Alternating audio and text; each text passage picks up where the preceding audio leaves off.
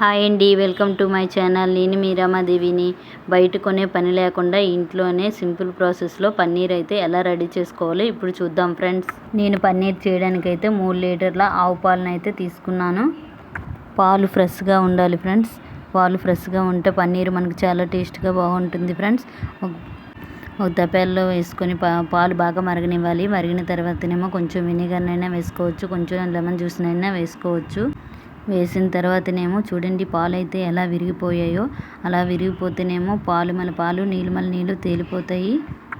తర్వాతనేమో ఒక క్లాత్లో ఆ వాటర్ అంతా వేసుకొని బాగా పిండుకోవాలి. పిండిన తర్వాత మనం జాలి గిన్నెలో వేసుకొని దానిపైన ఒక 5 kg వెయిట్ అయితే వేయాలి.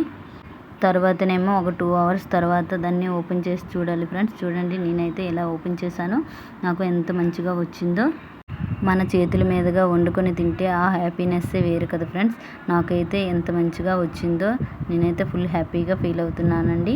మీరు కూడా ఒకసారి ట్రై చేయండి. ఎలా వచ్చిందో కామెంట్ చేయండి, సబ్స్క్రైబ్ చేసుకోండి. Okay, bye bye. Thank you for watching.